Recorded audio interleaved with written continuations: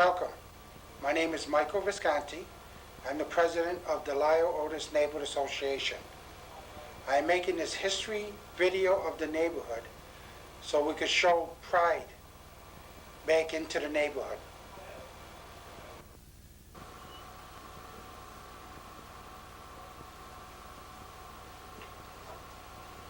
Hi, my name is Jack Fox, and I'm 82 years old, and I was born at 182 Cameron Street.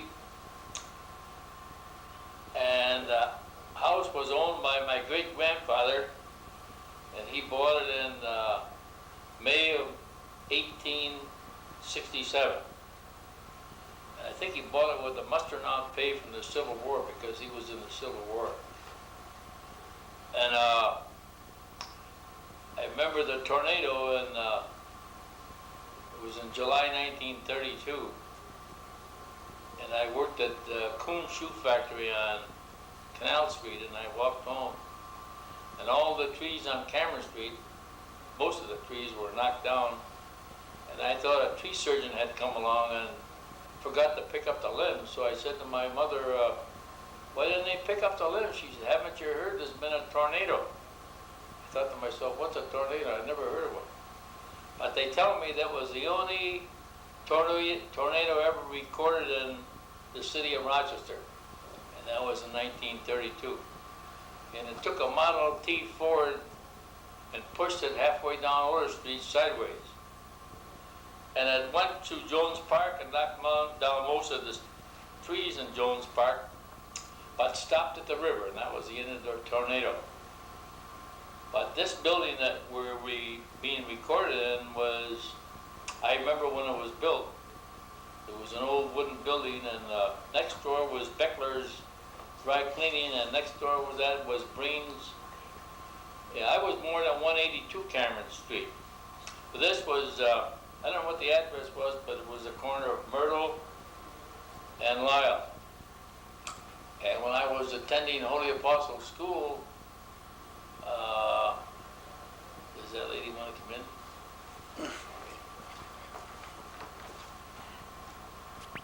Yeah, this building that we're recording in was Murray's drugstore. Jimmy Murray was a pharmacist, and he opened the store. And next door was Bill Beckler's Dry Cleaning, and next to that was Breen's Barber Shop, and next to that was Schatz's Hardware. And across the street was Pomeran's Hardware Store. They were competitors, but they were still friends. But when this building was being built, I was attending Holy Apostle School and was on our lunch hour. We left school at 11:30 and returned at 1. All the nuns had their big dinner of the day in those days.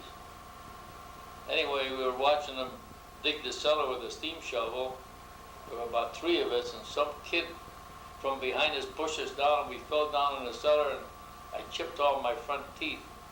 No big damage, but I never did find out who did it. Anyway, that was the hardware store, but there was quite a few saloons in the area too.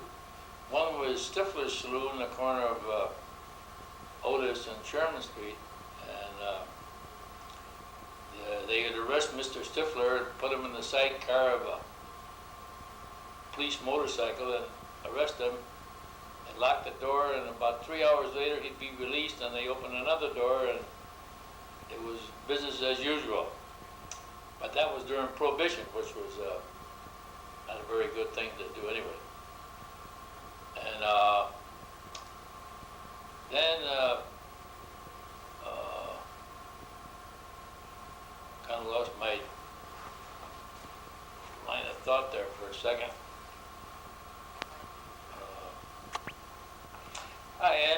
I attended Holy Apostle School, and opening ball game, my mother would never write an excuse for me to skip school and go to the ball game, so we stopped in this Murray's drugstore, the same building we're in now, and there was a pharmacist by the name of Leo Blanchard, and he would write the excuse, says, please excuse John yesterday afternoon because he had a sore throat. God forgive me for lying like that. That's that's how we got to the ball game. Then the mayor, Martin B. O'Neill, lived on Austin Street, and the postmaster, William Buckley, lived on Cameron Street. And of course, the commissioner of public safety, I can't think of his name, George something, lived there too. And he lived on, and then there was a police chief that lived on Callahan Park, and the battalion chief, Ed Adams, and his brother Walter lived on Warner Street. So there was quite a few famous people living in the area. And the bands of the day were Sax Smith and Frank Skeltutti. And if you ever had a big doings or a reception or wedding, it would pay you to have Frank Skeltutti. Of course, they had a 12 or 15 piece band. Of course, there was a lot of vaudeville theaters, movies in vaudeville. And one of the Lowe's theaters was the Lowe's Theaters on Clinton Avenue. You could go and see a movie and a vaudeville show and go up in the mezzanine and get a piece of Hostess cake and a cup of coffee, and the whole bill was 35 cents.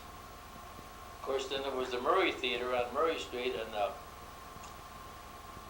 speaking about Holy Apostle School, each member of the school was made to attend Sunday school from every Sunday afternoon at 3 o'clock, and we get out about 4 o'clock, and we made a mad dash for the Murray Theater. So, but the streetcars ran up and down Lyle Avenue, and I was about 11 or 12 or 13, and the last thing a person did when he boarded the streetcar was flip the cigarette butt. So we'd grab the cigarette butts and have a smoke. Then we'd stand on the corner of Murray and Lyle and bummed pennies. The cost was a dime. So the saying was, "Hey, mister, you got any odds?" Which meant odd pennies. So we'd get a dime for the show and 5 cents extra for the candy. And we'd have a smoke, so the whole thing cost us 15 cents, but we didn't have to contribute a dime. So we smoked, went to the show, and had a bag of candy for nothing. And then the lady that worked in the candy store, she also worked in the theater. And every Wednesday they would give the ladies some dishes, a cup and saucer one week, and some people would save them, and some people would wait till the movie got real exciting and throw the dishes down from the balcony. And the lady finally got married. She was only a teenager when she started. And what do you think she got for a wedding present with a set of dishes? And I remember the subway when it was being built in the old Erie Canal bed. And when I was a little kid, there were just a little bit of water left in the old Erie Canal bed because they changed the course from the Erie Canal south of Rochester. And when they built the subway, they parked the handcar on Felix Street, and we'd steal the handcar at night and take it out to where Rochester Products was finally built. There was an old swimming hole there, and of course, none of us had bathing suits, and I don't remember any girls being around, but we swam in the nude, and after we finished swimming, we'd jump on the handcar and take it back to Felix Street, and nobody ever knew that we were gone. And then Edgerton Park, we never paid to get in. They used to call Expo Park. During the year, we'd take one of the steel posts out and put it back in again so we could just lift it up and sneak through the fence. And Jake Riley was the cop of the Edgerton Park. And he didn't have too much love for Italians. So he'd say, "What's your name?" And I said, "Casey." "Okay, jump over the fence." But Casey was my mother's maiden name. And then, people came from all over the world to exhibit their horses at the horse show. It started every year on Labor Day, and they had a parade from downtown and would go through Phelps Avenue and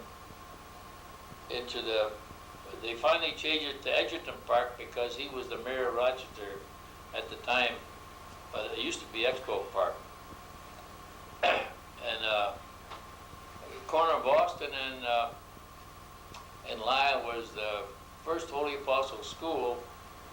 And when Holy Apostles built their new church about 100 years ago, or about 110 years ago, they abandoned the school, and Mike Breen, the barber from this area, had his first barber shop, and I got my first haircut in the old school. Is of course long gone, torn down now. And my mother graduated from Holy Apostle School in 1912. That's a new school. And I graduated from Holy Apostle School in 1930. There were about 47 students in the class, and I'm the only survivor of the boys or the men. And then I went to Aquinas, and I graduated in 1934, right in the heart of the Depression. And I had no idea of a job. I wasn't going to go to college, that was for sure. So Morgan Smith, who was a bell captain at the Sagamore Hotel, said, "Where are you going to work?" And I said, "Work? Who's working?" He said, "I got a job for you starting tomorrow morning, Monday, at running the elevator at the Sagamore Hotel," which is the Sheraton. It finally became the Sheraton, and it was at 111 East Avenue. So it was 6 days a week, including Saturday and Sunday, and it was nights. And my paycheck was $11.22 a week. And 2 years later, Social Security started, and I contributed 0.5% of my pay, which was I get a nickel a week. And I've been getting Social Security now for the last 17 years since I've been retired. Anyway, there was speaking of prices, there was a pants store on East Main Street where the river runs now. It was over the river. It was a 440 pants store. In other words, you get a pair of trousers for $4.47. And the guy that ran it his name was Marvin Schuler, and his son ran he was an optometrist down on Lyle Avenue in the corner of Saratoga. And my first used car was a Model A Ford that I bought from Judge Motors. And I found out later that it was a police prowl car. And it had 27,000 miles on it, but it had gone around, it was 127,000 miles. So I kept it a couple of years and burned oil. I couldn't afford to put the oil in it.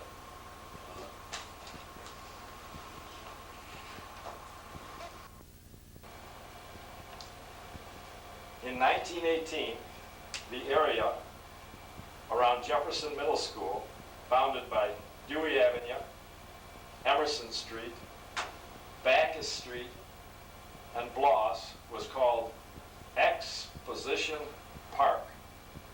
In addition to the school, which was smaller, there was the stables, a grandstand, a paddock, exhibition buildings, an aquarium, a zoo, an assembly hall, a museum, and a public library.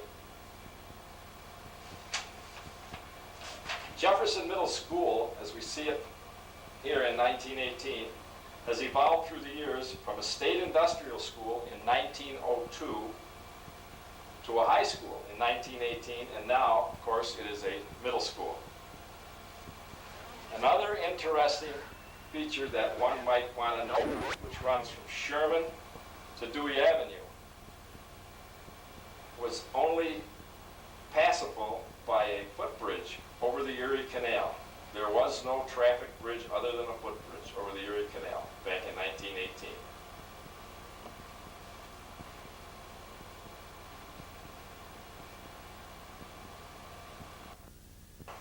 My name is Marie Cianca, and I'm principal at General Elwell S. Otis School number 30. General Elwell Otis School number 30 is a neighborhood elementary school located at the corner of Sherman and Otis Street. General Otis School number 30 serves children in the community from kindergarten through 6th grade. We have approximately 670 students, most of whom live right here in the Lyle Otis neighborhood area. School 30 prides itself in being a community of learners where students, staff, parents, and community members learn from each other. We enhance the learning process by incorporating local history and student connectedness to their immediate environment. One of our annual traditions occurs on June 15th every year. Here we celebrate the heroic return of General L.O.S. Otis, our school's namesake from the Spanish-American War. Just who is General Otis, you might ask? L. Stephen Otis moved to the Rochester area after his birth in 1838. He attended public schools here, and then he attended the University of Rochester. He was admitted to the Monroe County Bar in 1861. He then enlisted in the New York Volunteer Infantry in 1862 during the Civil War, and he fought in the Great Battle of Gettysburg. Through his courageous efforts here and in the Siege of Petersburg, he became known as a brave and brilliant officer. In 1893, after marrying Louise Selden of Rochester, he was one of 6 Army brigadier generals in the Spanish-American War. He also served as Governor General of the Philippines. Well, General Otis returned to Rochester in 1900, and June 15th was declared General Otis Day. A huge triumphal arch was erected on Main Street, designed by the famous architect Claude Bragdon. The 50-foot-high arch hailed his return, as did half a ton of fireworks exploding from the Court Street Bridge. School 30's namesake was treated like a king, hailed as a hero, and beloved by the people of Rochester. In 1875, the streets that we now have in our neighborhood had different names. Otis Street was Otis Street. What we now know as Ab Street was Brook Street. What we know as Carnes Street was Cedar Street. What we know as Santee Street was Gate Street and 7th Avenue. What we know as Delmar Street was Annie Street. Sterling Street was Sterling Street. Dick Street was Dick Street. Curlew Street was 11th Street. An interesting thing is this is Emerson right here. All the streets north of Emerson at that time were numbered. Curlew was 11th, and we had 10th, 9th, 8th, 7th, and 6th. We had running through our neighborhood a creek. It was called Deep Hollow Creek. We don't know how far west it went, but we know that over by Lake Avenue there is a big gully called Deep Hollow, so we assume it went at least that far. Hello there. My name is Dorothy Robb. I was born March the 20th, 1912. I live on Burroughs Street in the house that my father built back in 1911. It was built on General Otis's farmland. At the time the house was built, in 1911, the east side of our street was the end of the city line. On the west was known as Gates. I went to Theodore Roosevelt School, number 23, which is located out on Lyle Avenue and Mount Reed Boulevard. At that time, Mount Reed Boulevard was known as Fields Road. It was built on farmland owned by Fields. I attended kindergarten in 1917, graduated 8 years later in 1926. I went to West High School, which is located on Genesee Street, and graduated in 1932. After graduation, I went down and worked for Eastman Kodak, which is located on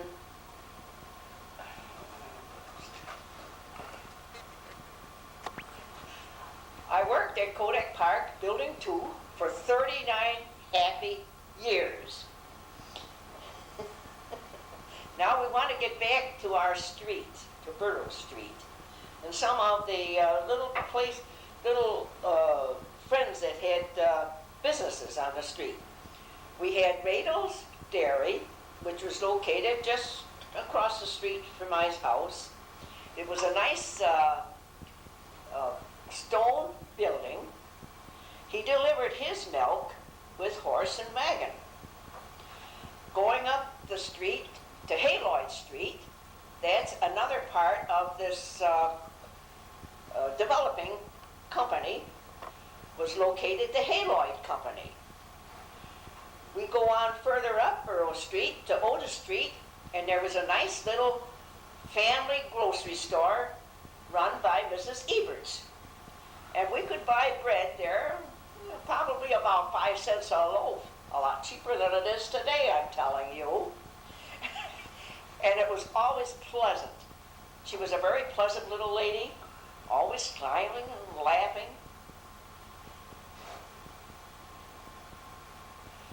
Coming back to my house, we looked in my backyard. It was a large yard, 100 feet deep. Beyond that was a field, an open field. Beyond that, on Rudder Street, was located the Brooks Furniture Factory. And they had an old-fashioned water tower, which you don't see today.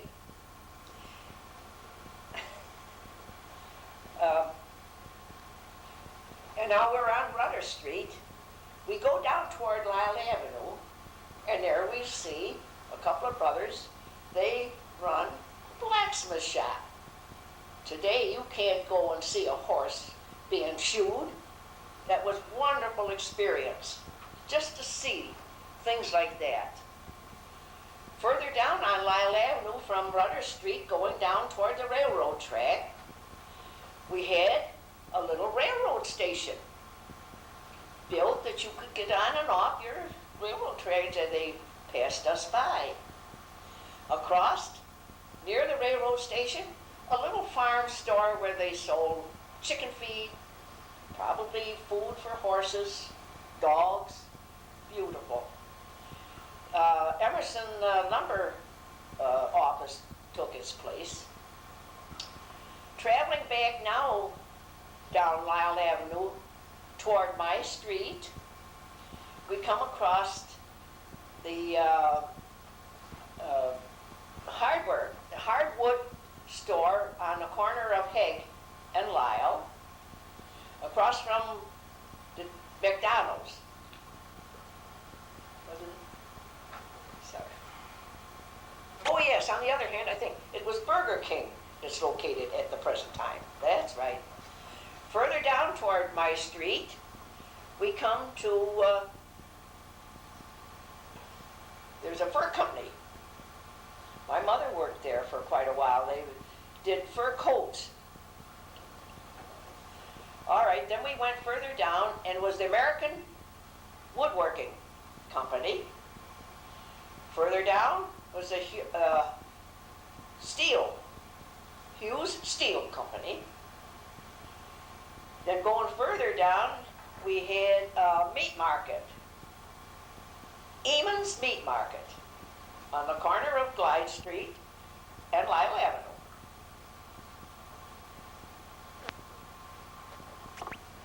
As I look down Lyle Avenue today, I kind of like to go back to the days as a young kid going to 43 school, heading down Burrow Street to Lyle Avenue.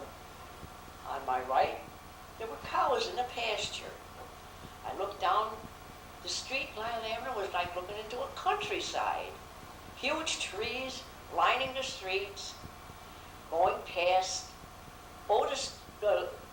Avery Street, I saw General Otis's old home. Huge stone building. I was fortunate at one time to be able to visit inside. Inside there was a huge clock. I swear it went from one floor to the next. And they also had a little elevator that went from one floor to the next. Going out to McNaughton Street. On that land, on the corner of McNaughton Street, I'm told, was the Otis homestead. Further out, right, walking down Lyle Avenue, I just can't believe how beautiful it was, with the huge horse chestnut trees lining the street. And most of Lyle Avenue was lined with these chestnut trees. We walked further down and we come to this Coon's Dairy where we used to get our milk. Now he delivered the milk daily, and we received our milk in a little pail. I think it must have been a pint and a half or a quart pail of milk every day, and it was unpasteurized. Good milk.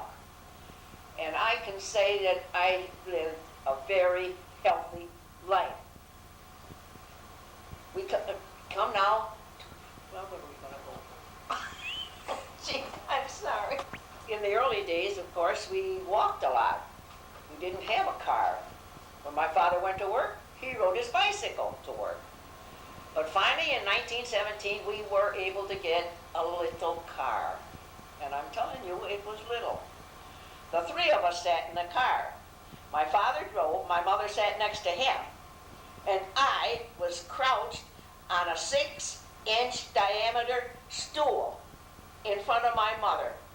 But I enjoyed every minute of it. I watched my father drive downtown over these streetcar tracks and brick roads. It was a pretty bumpy ride. Well, he took me to Faye's Theater one day when, believe it or not, I was able to talk to Gertrude Ederle, who swam the English Channel. What a thrill. What a wonderful person she was. Our family liked to go to church, but our church had started out years before I was born. It started out on Fields Road and Lyle Avenue, which is now Mount Reed Boulevard, a very small brick building. It was used as a schoolhouse during the day and the week. Then on Sunday afternoon, they had Sunday school. This was our congregation at the beginning. They finally decided they wanted to build a church, a real church of their own. And in 1891, on the corner of west side corner of Lyle Avenue and Glide, they built a church. And they built a church. Then the church in 1894, the church burned. We then moved down Lyle Avenue, south, east, down East Lyle Avenue, and built a church opposite Child Street. We were about ready to burn our mortgage around Christmas time, when in 1947, our church, the Sunday before Christmas, our church burned. We then had to find another spot for our church. While on these two churches, we were helped greatly by a daughter of General Otis. She helped us get the land on our first church, then she helped us build our second church. And she asked us that we would name our church Grace after her niece, which we did. And then, after our church burned in 1947, we had to move back out of east again to Malby and Lyle Avenue, which we have our present church at our present time. And I would like to have you see these are the sketches of the churches that I made of our Grace Presbyterian Church.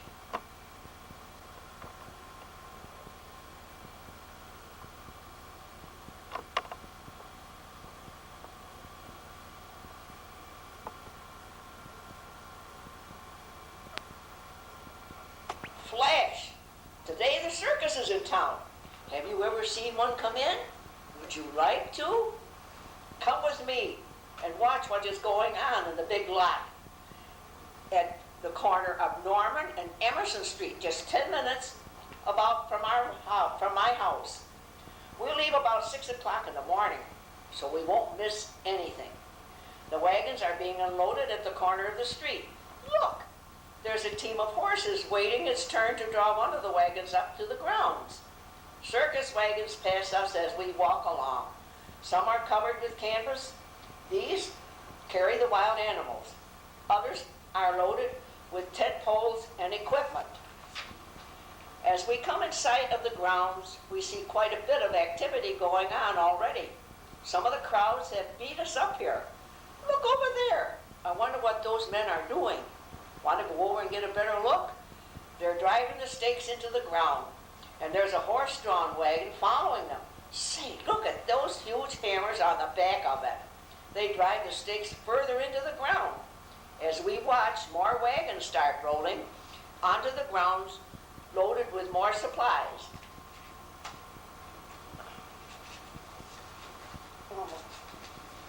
Pardon me, folks, I gotta turn the page. Oh, that breeze! It's filled with delicious odors of fried bacon. Yum, yum! It's coming from the direction of that tent over there. It must be the dining tent. Yep, that's what it is. Let's take a peek inside. And what we see makes us want to sit down at one of the neatly arranged tables. They are covered with red and white checked tablecloths with paper plates, cups, and silverware. Ready for breakfast. Let's go around to the back of the tent and see what goes. We can stand here and peek over the side of the tent. We see 2 men frying bacon and 3 more are getting the eggs ready. Say, look at that. They're breaking the eggs 2 at a time in each hand into the cups. It's a neat trick if one can do it. I can't, can you? The stoves are lined along the side of the tent so the smoke can escape better. The men are working very fast. Outside of the tent we see more men peeling potatoes and onions, getting the dinner started already. There are crates and bags of food and large kettles standing around.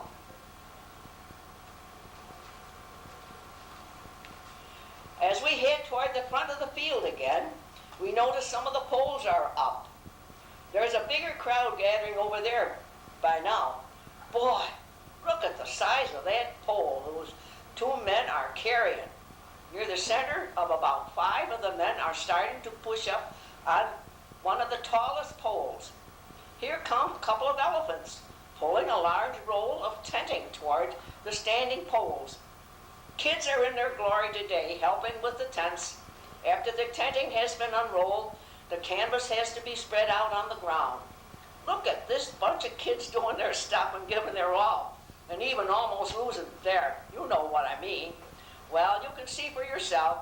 The canvases are checked for any patchwork that has to be made before the tent is pulled up. Also, the section of the canvas has to have to be laced together with heavy rope to make the top complete. There's quite a bit of commotion going on. I wonder what is happening. Oh, here come the elephants. They are being lined up. Some of the men are connecting hose to the hydrant and drawing it toward the line of elephants, and where 2 large tubs are standing. The hard work of carrying water for the animals in pails is definitely out now. Behind the elephants stand more of the animals waiting their turn for a drink.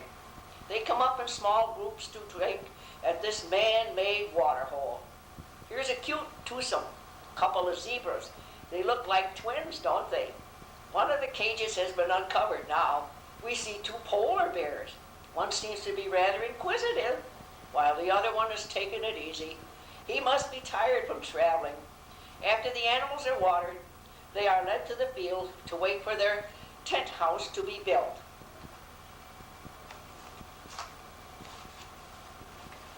As we head back toward the tents, we see the men are starting to put up the side poles all around the tent before the center of the top is drawn up.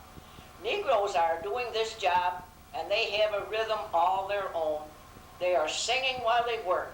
They seem to be the most carefree people I've ever seen. The first tent is beginning to take shape now. A man is bringing an elephant with a harness on. Her name is Ruth. See, it's painted right on the front of the harness. I think she is going to help pull up the center of the top. A hook on the harness is fastened to the rope leading under the tent to one of the tallest poles. The rope rides on pulleys at the top of the poles. Look out! Here comes a tractor. Phew! That was a close call. One has to watch her step and everybody else's, or else gets stepped on. More of the cages are being uncovered now. They hold the lions, the tigers, and the leopards. The animals are anxiously waiting for their dinner. They are very uneasy. Look at that group of lions in that cage. They're in a huddle. Maybe it's about that food they're expecting. What a sad expression that one lion has on his face. Wonder what he's thinking about. Here comes the chew. They look at those pieces of meat. The very sight of meat now makes my mouth water. In one of the cages beyond, the tiger is pacing back and forth, looking hungrily in the direction of the man with the food. The leopards seem a little bit more quiet. Watching the animals get all this food makes me a little hungry. How about you? There's a hot dog stand at the front of the field. You want to go over there and get one and something to drink? We could come back here and sit on one of the unloaded wagons and watch the rest of the crowd wander around. Boy, this hot tastes good. How about yours? I think hot dogs eaten out like this would always taste better than eating them at home. Some of the people bring their lunch and sit and eat up here. Then they stay all day. Feel better now? Want to walk around again? The sides of the tents are up by now. The animals are all inside. Let's go around toward the back of the field. We'll look at this. I guess this is one way to get a peek of what's going on inside of the tent now. The young and the old seem to have the same idea. Along our way, we see some of the horses are grazing. They are beautiful animals, aren't they? We will see more interesting scenes. In one of the tents, blacksmiths are shoeing horses. What do we have here? A barber shop with a barber pole, but it has a customer. Say, it must be almost showtime. Here is Ruthie, the elephant, getting all spruced up. She has helped put up the tent. Now she is going to help make the show a success. Those fancy trappings certainly change Ruthie's appearance, don't they? There's another elephant standing over there with a little house on her back. See that pipe going up the side and the top of the tent? That is part of the air conditioning unit. I think watching the activity here is almost as good as the show itself. Look at that clown putting the final touch on his makeup. Here are a couple more of the clowns waiting for their entrance. Some more of the parade is starting to